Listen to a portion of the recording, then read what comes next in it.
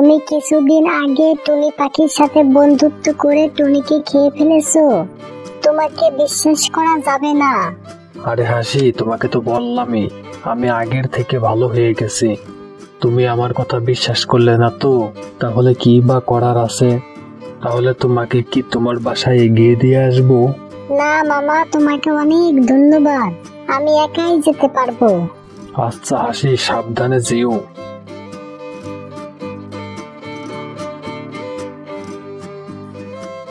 এখন থেকে এমন ভাবে শিকারগুলো করতে হবে কোনো প্রকার প্রমাণ যেন না থাকে।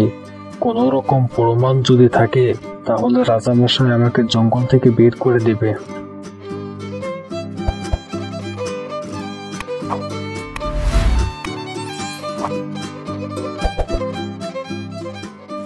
এই দেখো, তোমার জন্য দুটি মাছ নিয়ে এসেছে।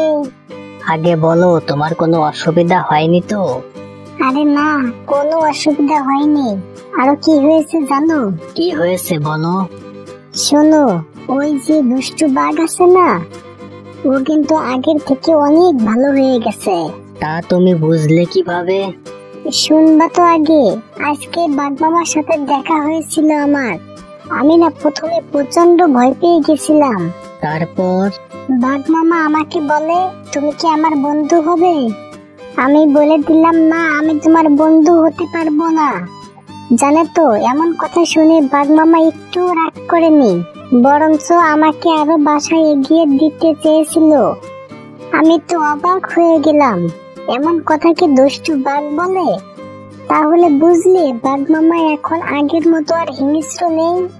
আমি তো এর মধ্যে অন্য কোনো গন্ধ পাচ্ছি। তুমি তো গন্ধ পাইবেই, এ তো আর নতুন নয়।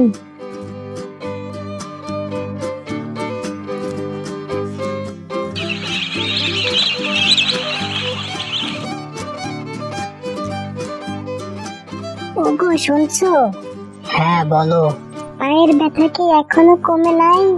না রে হাসি, আমার পায়ের ব্যথা তো কমলো না, মনে হচ্ছে আরো তীব্র হচ্ছে ব্যথা।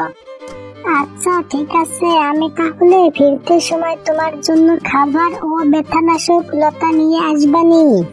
তাহলে দেখে শুনে যেও, আর তাড়াতাড়ি করে বাসায় ফিরে এসো কিন্তু। তুমিও সাবধানে থেকো, আমি তাহলে আসি।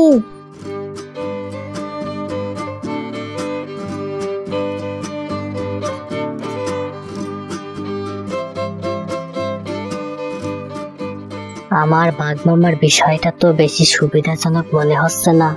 আমার কষ্ট হলেও হাসির পিছে পিছে যাওয়া উচিত।